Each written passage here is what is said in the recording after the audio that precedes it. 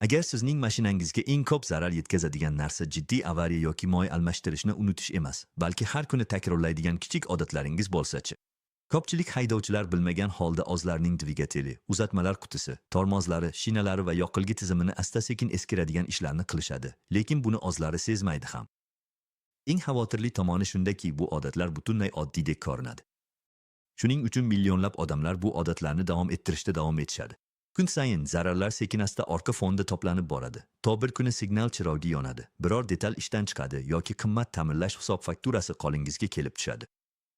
Yaxshi tomoni shundaki, bu muammolarning ko'pini oldini olish mumkin, agar nimaga e'tibor berish kerakligini bilsangiz. Keling, birga avtomobilingizning umrini qisqartirishi va sizga pulga tushishi mumkin bo'lgan 7 nafar kundalik zararli odatlarni ko'rib chiqamiz.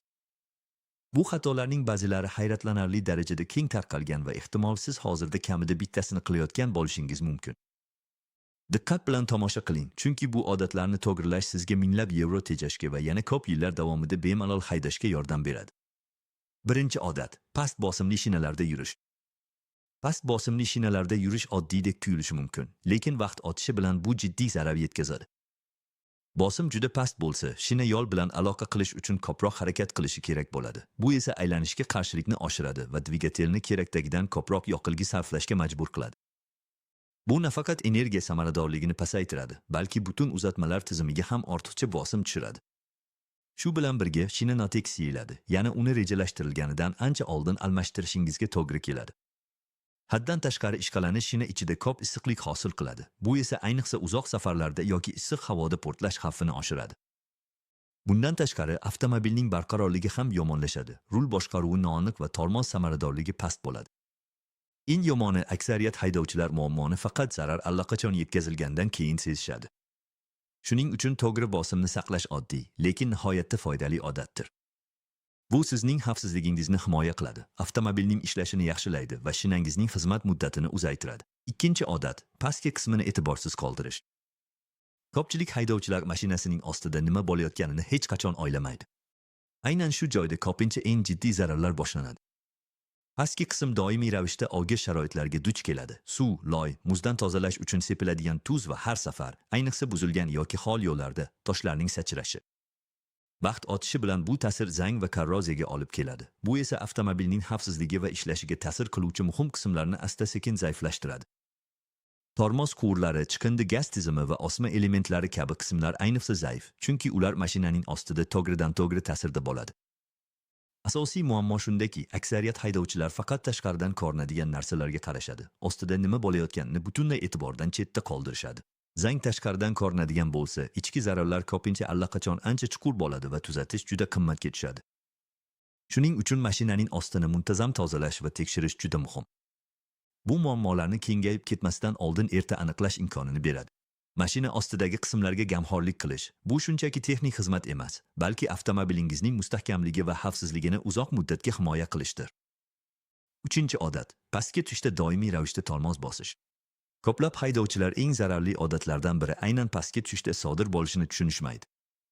Tormoz pedalini doim bosib turish ehtiyotkorlikdek tuyulishi mumkin, lekin aslida bu tormoz tizimida kuchli issiqlik va ishqalanish hosil qiladi.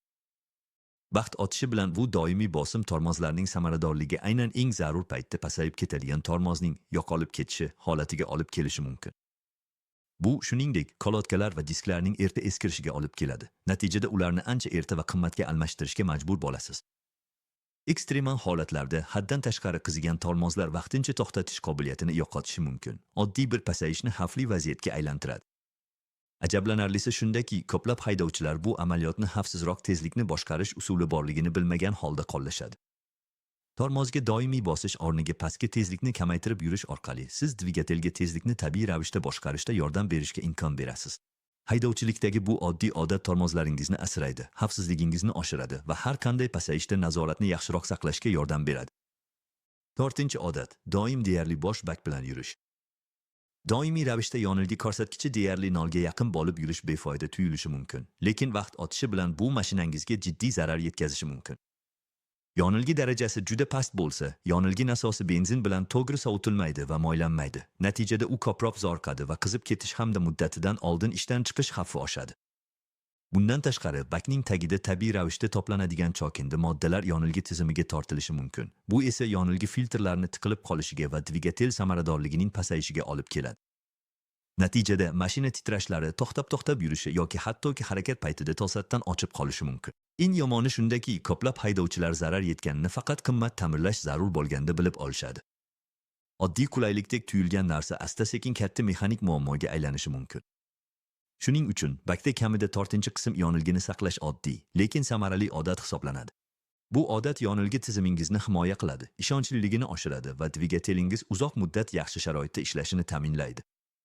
5-odat, dvigatelni qizitish uchun uni uzoq vaqt bekor holatda ishlatib qo'yish.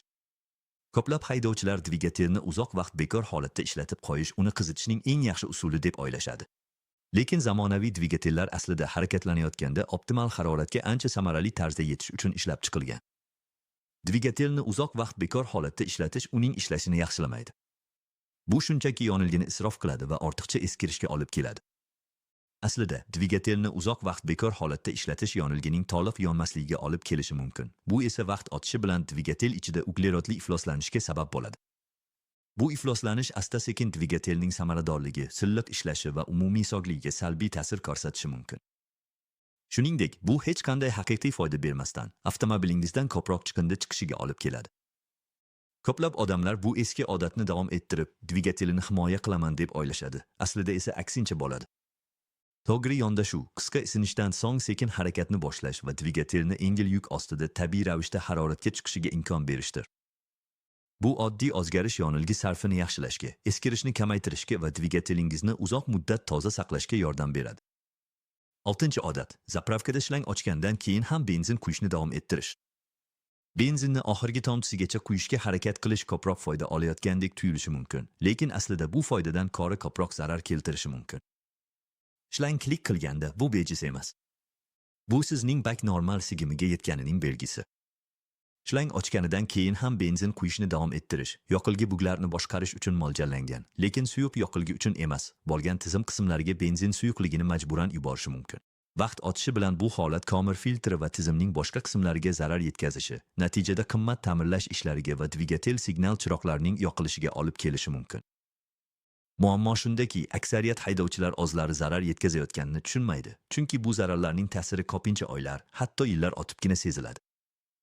Yonilgi quyish shoxobchasida oddiy odatdek tuyulgan narsa keyinchalik sekin-asta qimmat muammolarni keltirib chiqarishi mumkin. Keyingi safar shlang ochganida davom ettirish vasvasasiga berilmang.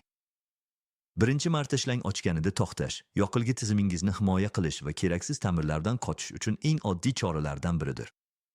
7-odat, mashinangizni ortiqcha yuklash, qo'shimcha yo'lovchilar, yuklar, asboblar yoki og'ir narsalarni olib yurish ahamiyatsizlik tuyulishi mumkin, lekin bu mashinangizga katta bosim tushiradi.